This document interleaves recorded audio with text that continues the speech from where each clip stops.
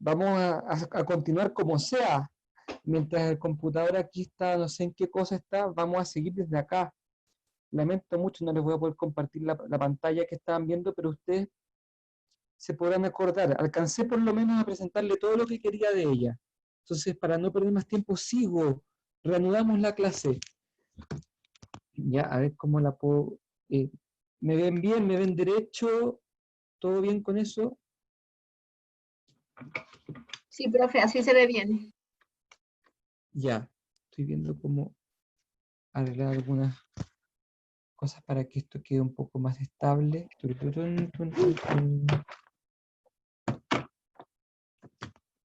Ya, ahí sí. Bueno, entonces tenemos... gracias a todos por su paciencia con estas dificultades. Vamos a seguir adelante como se pueda. Tenemos estas dos dimensiones en el ser humano. Hemos hecho un recorrido eh, por todas estas dimensiones que ustedes ya habían escuchado, que ustedes ya habían conocido. eh, pero es importante volver a verlo porque este es, por así decir, el mapa mundi de la psicología integral de la persona. El mapa mundi del psiquismo humano. Y es justamente en este mapa mundi donde vamos a poder ubicar y entender el aporte de los principales psicólogos de la personalidad. Por ejemplo, vamos a poder entender que aquello que Freud le llamaba eros o energía sexual tiene que ver con el apetito concupiscible.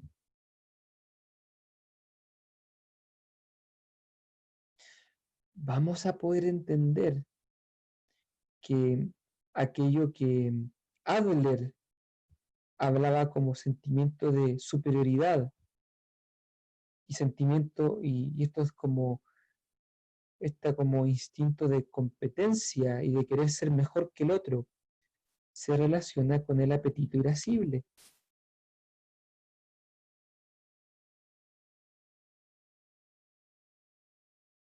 Vamos a poder entender, por ejemplo, que la libertad de lo que hablan los psicólogos humanistas se relaciona con la voluntad, porque justamente la voluntad es la potencia con la que podemos elegir y con la que también tenemos libre albedrío, es decir, libertad para escoger entre varias opciones. Y así vamos pudiendo entender, estoy haciendo una asignación demasiado superficial, porque lo que estoy diciendo, esto que estoy hablando ahora, se puede elaborar de manera muy profunda. Cada autor, de alguna u otra manera, echa luz sobre sectores del psiquismo humano que podemos ver descritos aquí en esta verdadero mapa mundi del alma humana.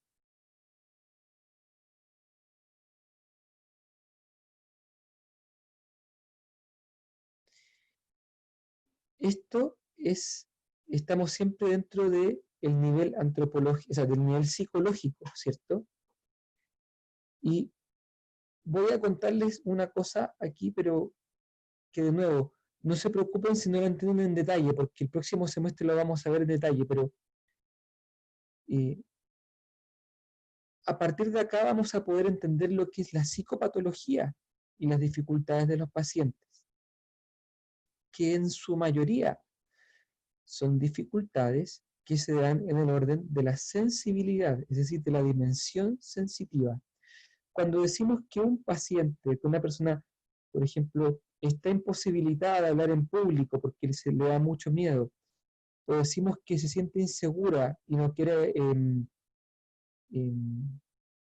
socializar, cuando decimos que alguien tiene fobia a las agujas o al dentista, cuando decimos que hay alguien que tiene obsesiones y compulsiones, nos referimos a desórdenes de las potencias o facultades que se encuentran en la dimensión sensitiva. cuando hablamos de que alguien tiene trastorno por estrés postraumático, por ejemplo, estamos diciendo que hay algún tipo de trastorno en la memoria, ¿cierto? Porque en la memoria, que es uno de los sentidos internos que hemos descrito, en la memoria se almacena en las experiencias negativas y las experiencias traumáticas. Y son estas experiencias traumáticas almacenadas en la memoria las que van a gatillar afectos de profundo temor. ¿Dónde está el temor? En el apetito irascible.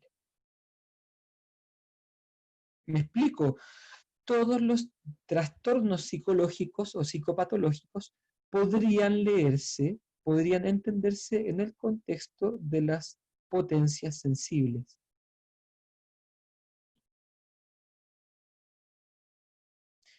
¿Cuál sería entonces digamos, la meta de la psicoterapia? Sería remover los obstáculos que se han producido en la dimensión sensible con el fin de que el entendimiento y la voluntad puedan verdaderamente gobernar sobre la vida anímica. Repito, ¿cuál sería el objetivo de la psicoterapia en este contexto de la psicología integral de la persona? Sería remover el obstáculo que se ha producido en la dimensión sensitiva para así posibilitar que la dimensión racional, vale decir, entendimiento y voluntad, puedan gobernar sobre la vida anímica. ¿Y por qué digo esto? Porque el ser humano, como venía diciendo antes que se cortara la transmisión de Zoom, está llamado a guiar su vida en base a su dimensión más alta, en base a lo que tiene de mejor, en base de aquello que le diferencia del resto de los animales, que es la dimensión racional. Con la dimensión racional el ser humano puede captar el verdadero fin para el cual está hecho. Desde la dimensión racional el ser humano puede captar qué es lo verdaderamente bueno, qué es lo verdaderamente bello y qué es lo verdaderamente verdadero. Y con ello puede captar qué es lo que realmente le hace feliz. Con la voluntad, el ser humano puede, atención con lo que voy a decir, puede guiar y educar a los afectos que están en la dimensión sensitiva, a los apetitos. De manera que el ser humano sano puede escoger cómo guiar su vida y su dimensión psíquica, toda su parte sensitiva, es capaz de seguirle. Una persona sana dice, yo quiero aprender a hablar en público y va logrando de a poquito hacerlo. Una persona con alguna patología psíquica quiere aprender a hablar en público, pero es tal el grado de temor con el que se enfrenta a la hora de hablar en público que se espanta, tiene que salir corriendo de allí porque le empiece como un ataque de pánico. En pocas palabras, la persona que tiene un trastorno psíquico ha perdido el gobierno de su propia sensibilidad. Ya no le domina a la sensibilidad.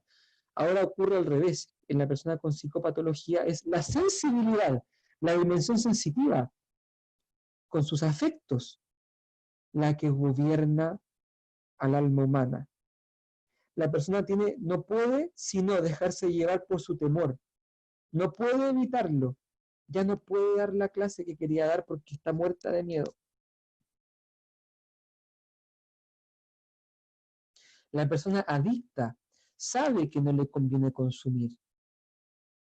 Lo sabe. Pero no puede evitar que su dimensión sensitiva escoja la sustancia y se ve como arrastrado al consumo. Es poco libre.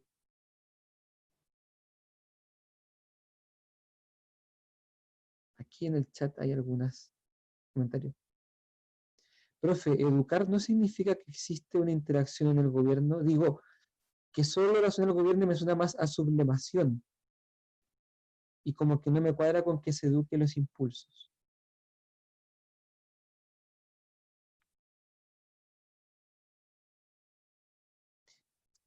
Me ayudaría mucho si logras explicar un poquito más tu pregunta. ¿Me Ya, ayudarías? ¿me escucho? ¿Me escucho? ¿Sí? Sí, te escucho, perfecto. A donde tenemos, como es lo más perfecto, está lo racional arriba y dijo que lo racional se encarga de educar a los demás como en función de que haya una armonía, ¿cierto? Yes. Pero entonces no estaríamos hablando aún así de una interacción entre como... O sea, si bien es lo que está más arriba, como que en realidad convive con los demás y les enseña, pero a la vez me suena más como que lo racional debería como sublevar lo demás y someterlo a su, como a su perfecta línea. Mira, excelente pregunta, porque aquí entra, vamos a dejar hablar a Aristóteles. Aristóteles decía que la razón gobierna sobre los afectos. Y decía que habían dos maneras. Una, que es el gobierno despótico, como el gobernador que impone de manera tiránica su parecer. Esto era la razón, por ejemplo, tiene un gobierno despótico sobre el cuerpo. Fíjense ustedes le dicen a su brazo, extiéndete brazo, y el brazo de ustedes se extiende, ¿cierto? Ustedes dicen a sus ojos, ciérrense ojos, y sus ojos se cierran. Es decir, tienen un gobierno despótico, tiránico. Los ojos obedecen a ciegas lo que ustedes le manden. Y si esto no ocurre, estamos frente a un problema neurológico grave. O sea, si tú tratas de abrir tu mano y no se abre, estás con un problema grave. En cambio, dice Aristóteles, la razón gobierna sobre la dimensión sensitiva con un gobierno político. No puede llegar a imponer, por ejemplo, la razón no puede decirle a un tímido, da la clase y que te importe lo mismo el temor, porque la persona, aunque se diga eso a sí misma, va a sentir temor. ¿Me explico? Si fuese tan fácil como que la razón llega y manda sobre los afectos, uno podría, por ejemplo, elegir enamorarse de la persona que le conviene y dejar de estar enamorado de la persona que no le conviene. Y todos nosotros hemos tenido la experiencia de que nos hemos sentido atraídos hacia alguien que no nos conviene o que o que nos ha encantado una persona y no hemos logrado sentirnos atraídos hacia esa persona. Y no es cosa de llegar y decidir eso. ¿Me explico? Por lo tanto, la dimensión racional para lograr gobernar sobre la parte sensible tiene que hacerlo educando en un camino de conversación, de comprensión mutua y en un camino en que la parte racional le va como explicando a los afectos lo que conviene. Este punto es súper importante para entender, por ejemplo, lo que Freud plantea sobre la represión. Pareciera que la represión es un intento como por así decir, es una defensa de los afectos cuando la razón trata de imponerse de manera tiránica. Cuando uno es muy tirano con sus afectos y los reprime, por así decir, los afectos, claro, durante un tiempo, un momento, los afectos pueden quedar reprimidos como al margen, pero tarde o temprano van a buscar rebelarse y van a hacer golpe de Estado. ¿Me explico? De alguna manera, la represión vendría a ser como un intento de gobernar despóticamente sobre los afectos, que no resulta. El otro extremo es cuando la razón abdica y le dice a los afectos, gobiernen ustedes. Eso es un poco lo que propone la psicología humanista, cuando los psicólogos humanistas dicen que hay que permitirse sentir, hay que dejarse llevar por lo que se siente, hay que hacerle caso a las intuiciones del corazón. Cuando se dice eso, en pocas palabras se está diciendo entendimiento, voluntad, dejen de gobernar, simplemente sigan las órdenes de los afectos, déjense llevar por sus deseos. Tampoco esto resulta, porque los afectos no saben gobernar sobre el alma. Los afectos saben desear, los afectos saben sentir, pero no saben qué es lo que le conviene al alma. Se parece esto al capitán que deja que los marineros decidan lo que hay que hacer, cuando los marineros no saben qué es lo que hay que hacer. Aristóteles da aquí la clave. El gobierno tiene que ser un gobierno que él le llama un gobierno participativo, un gobierno en el cual la razón escucha los afectos, educa los afectos, un poder político, pero finalmente la razón, tomando en cuenta todas las cosas, es la que toma las decisiones y que tiene que ir convenciendo a los afectos para que también los afectos se plieguen a las decisiones de la voluntad. ¿Me he explicado mejor?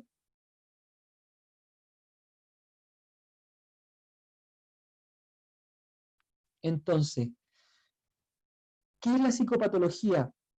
Es cuando la razón y la voluntad están incapacitadas de educar o de gobernar sobre los afectos.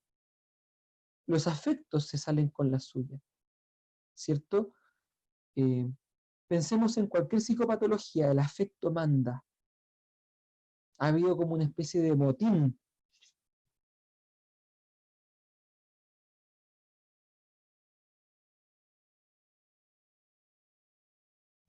Bien.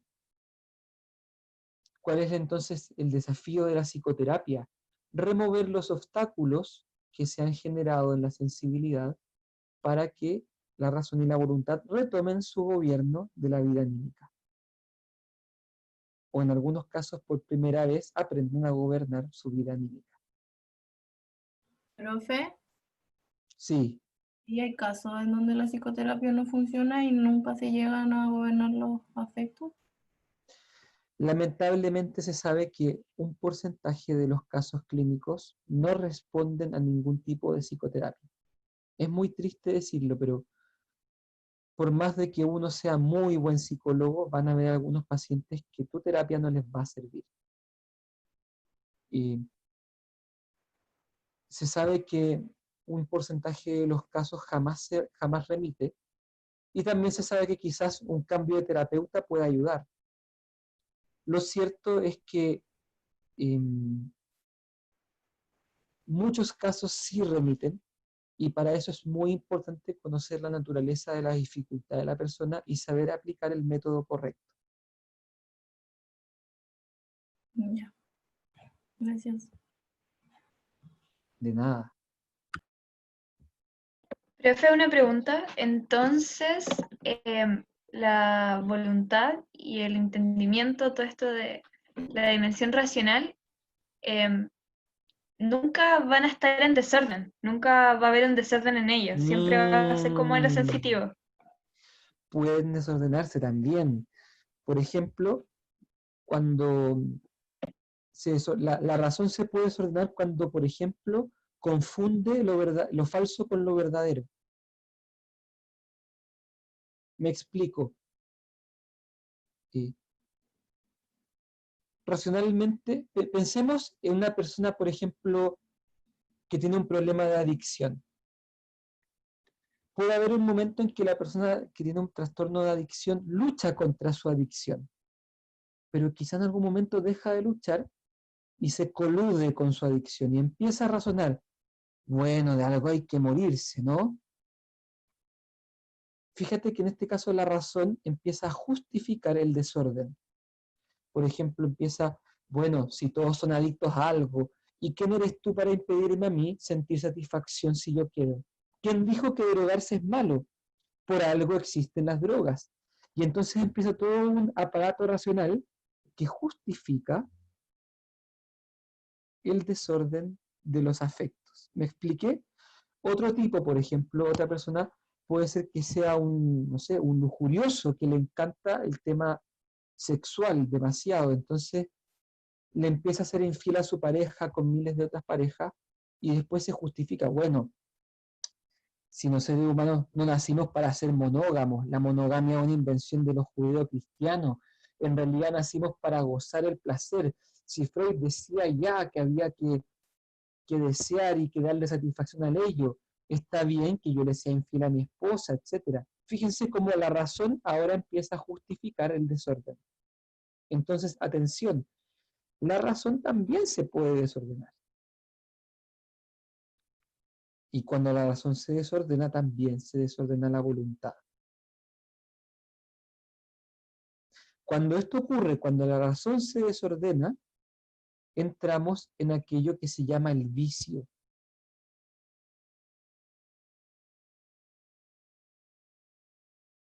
Aristóteles decía que cuando una persona se volvía viciosa, no había manera de sanar. ¿Y por qué decía esto? Porque como el vicioso se justifica a sí mismo, no ve estar equivocado, no cree estar equivocado. Entonces, ¿por qué va a querer cambiar?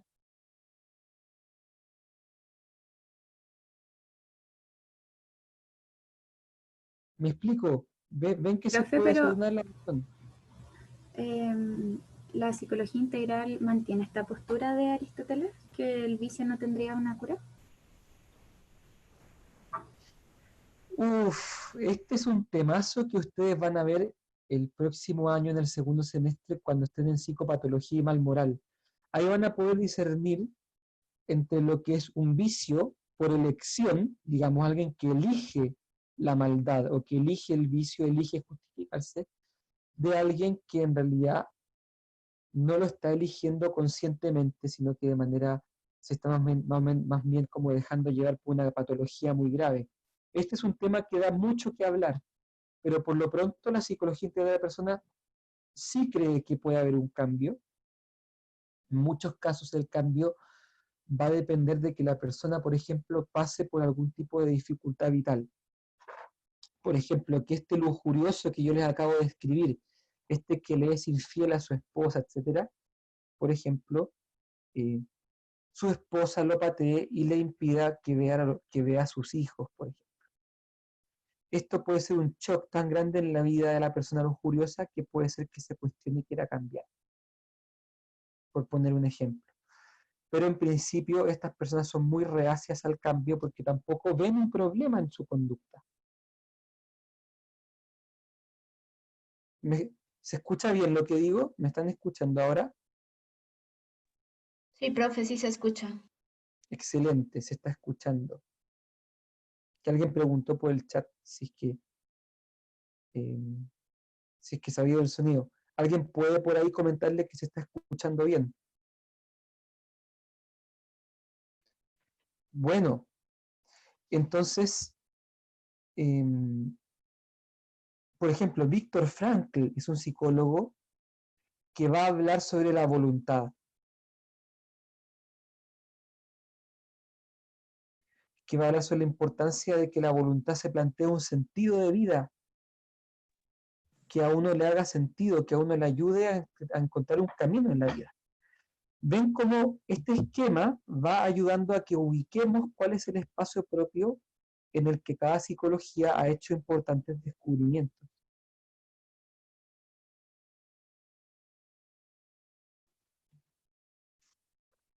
Esa es la idea. Con esto cerramos. A ver, con esto entonces hemos abordado el capítulo del nivel antropológico, o sea, psicológico. En él hemos abordado dos aspectos. Primero, cómo está conformado el psiquismo humano y hemos especialmente ahondado en la diferencia entre las dimensiones sensitiva y racional. Y en segundo lugar, hemos revisado en qué consistiría la psicopatología, ¿cierto? Un desorden de la sensibilidad que impide el gobierno de la razón. Y hemos revisado que la terapia debería entonces enfocarse a remover estos obstáculos de la sensibilidad. Y también hemos abordado el caso en el cual la razón se puede desordenar. ¿Vamos bien hasta acá? Profe, ay, me perdí. Entonces ya vimos el nivel práctico.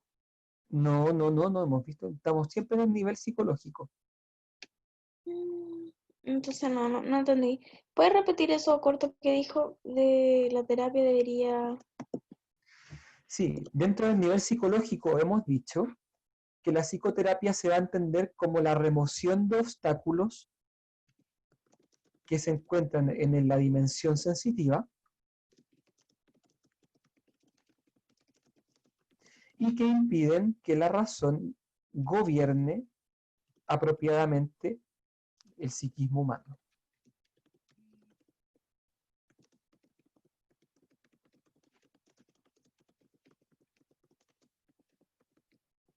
¿Eso fue todo lo que dijo? ¿Sí? No había dicho otra cosa, ¿no? No que Aparte de recuerde. la terapia.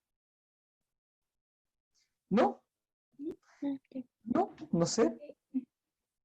Si alguno me corrige que me ha escuchado, puede ser que yo no lo haya captado.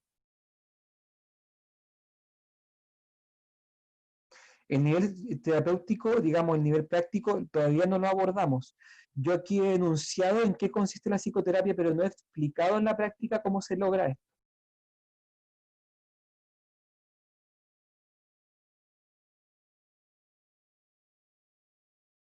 Bien.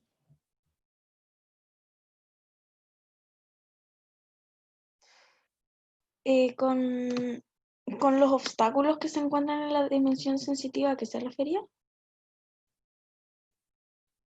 Los obstáculos,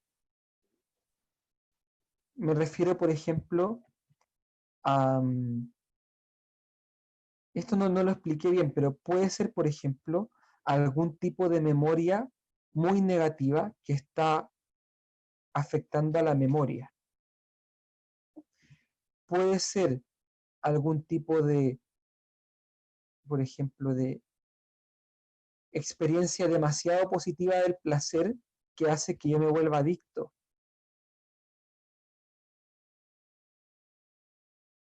Puede ser algún tipo de imaginación desordenada que me hace ver riesgos ahí donde no lo hay.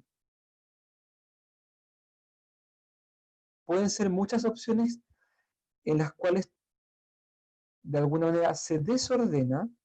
¿Qué es lo que se desordena? Alguna de estas facultades, ya sea de los sentidos internos o ya sea de los afectos, se desordenan.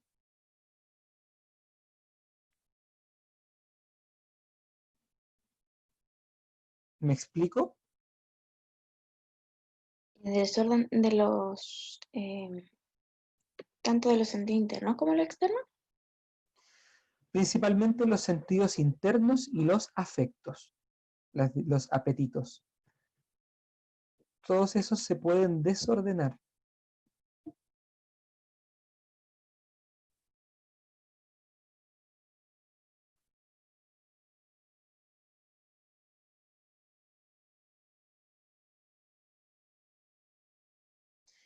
¿Cuál es la principal fuente de desorden? Antes de que pasemos al siguiente paso.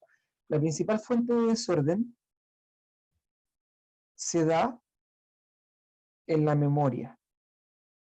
Pensemos, por ejemplo, en una persona con cualquier trastorno, por ejemplo, alguien que tiene crisis de pánico. Las crisis de pánico son un trastorno en el cual la persona experimenta ataques de pánico. ¿En qué consisten los ataques de pánico? Consiste en una experiencia de mucha ansiedad y angustia caracterizada por el pensamiento de que puede ser que me esté dando un ataque, que puede ser que me esté muriendo, que me esté volviendo loco.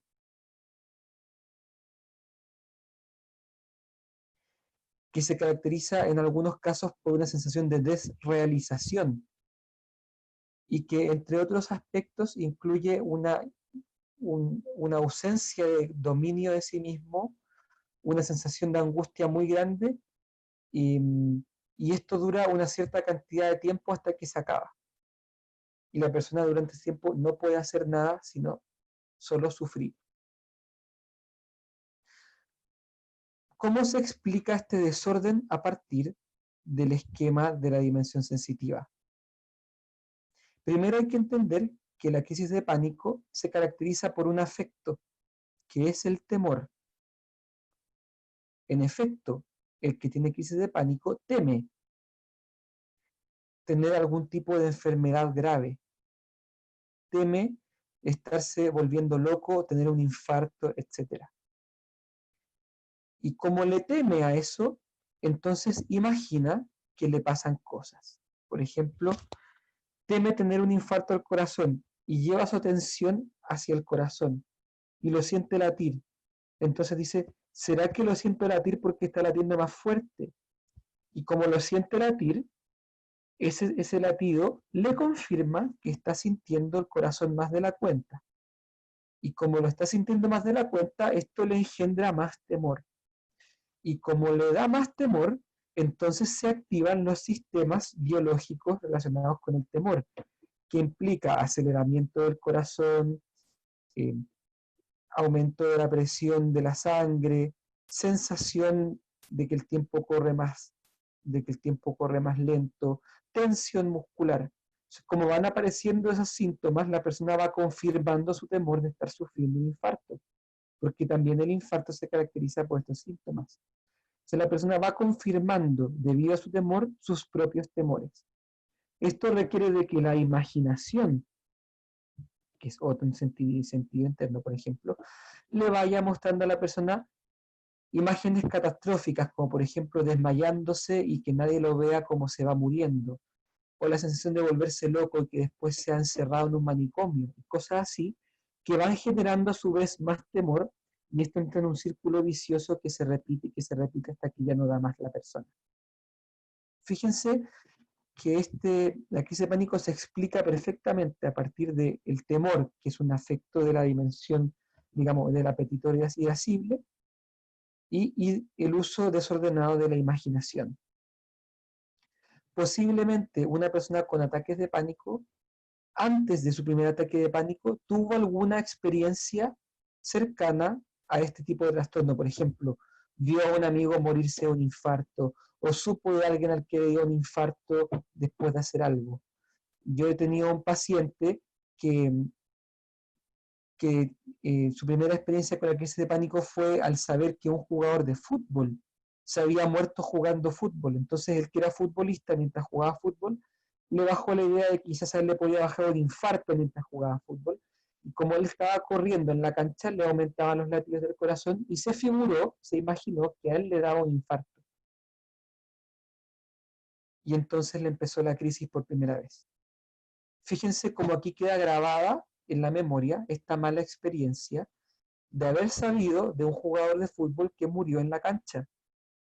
Y esta experiencia queda grabada en su memoria y hace que interprete sus propios latidos del corazón, que son normales, como una posibilidad de estar viviendo un infarto.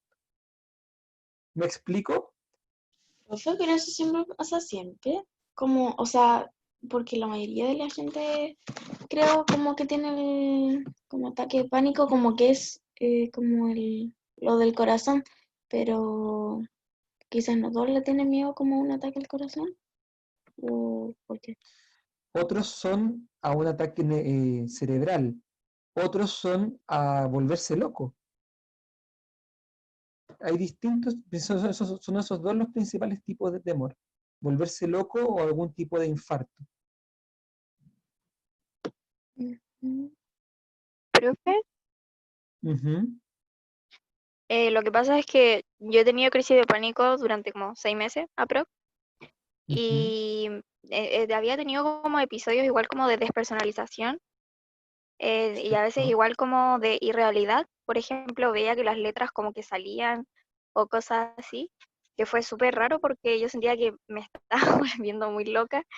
Y después yo fui a la terapia y todo, me dijeron que era normal, pero que no a toda la gente le pasa. ¿En qué infiere que le pase a unos y a otros no? Por ejemplo, el tema de los latidos del corazón sí me pasa mucho y a la mayoría. pero esto de la irrealidad es como igual no tan frecuente. Sí, claro, el síntoma de desrealización no se da en todos.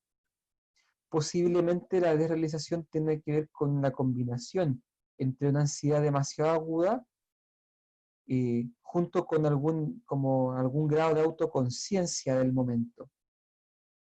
Porque uno como que en ese momento como que se mira a sí mismo y se siente como que no fuera uno mismo. Entonces tiene que ver eso también con la autoconciencia, que no en todos se da. Ahora, ¿por qué en algunos se dio de una manera y otra? Eso es mucho más complejo de explicar. Se puede ver a factores biológicos, a factores biográficos y a muchas otras cosas que habría que en cada caso comprender. Por lo pronto, esto que estoy explicando yo ayuda como a captar en qué, fíjense que con esta explicación que yo le he dado, vamos notando en qué sector del alma humana es donde se origina y se perpetúan los trastornos de pánico. Se dan cuenta que esta aproximación ayuda como a enmarcar el sitio donde esto ocurre. Entonces el día de mañana, cuando tengamos que intervenir en esta área, ya sabemos dónde hay que intervenir. En este caso, en la imaginación, en la memoria y en el temor.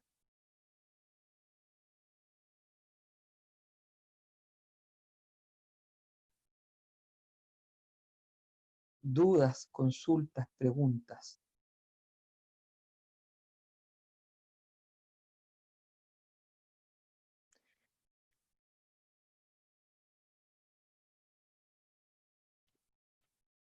Aquí algunos comentarios. Profe, ¿puedo producir una crisis de pánico por miedo al entorno? En realidad es muy posible que el miedo al entorno pueda producirte algún tipo como de sensación de malestar, pero crisis de pánico, así como la palabra como concepto psicopatológico oficial, no es simplemente como un momento de mucha tensión, sino que es algo mucho, digamos que es un ataque mucho más grave. No confundamos un mal momento con una crisis de pánico. Y claro, aquí otra persona está compartiendo que estuvo 2 meses pensando que se estaba volviendo loco, eso le traía más angustia y más crisis de pánico. Eso demuestra el círculo vicioso que tiene la crisis de pánico y por supuesto que hace mucho daño y que la persona tiene la sensación de que no puede gobernar sobre esto. Y eso aumenta la sensación de locura. Obviamente, la persona no se está volviendo loca, no está perdiendo el juicio de realidad, pero sí cree que lo está haciendo y por eso empieza a empeorar. Lo cierto es que ninguna persona se ha vuelto loca por crisis de pánico. Jamás. No puede pasar eso.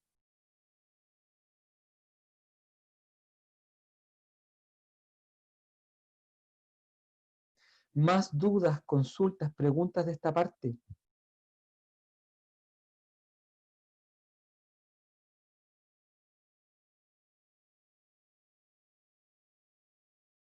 Hay una pregunta por acá. Diferencia entre crisis de pánico y crisis de angustia. Parece ser que el tema de la crisis de pánico nos ha interesado, ¿cierto? Qué bueno porque nos ha permitido también enfocar la dimensión sensitiva. La verdad es que en el lenguaje oficial, crisis de pánico, crisis de angustia, refieren al mismo episodio, ¿cierto? Hay algunas personas que tratan de distinguirla diciendo que una quizás es más severa que otra, pero en estricto rigor es un tipo de crisis y esa crisis se puede llamar de pánico o de angustia.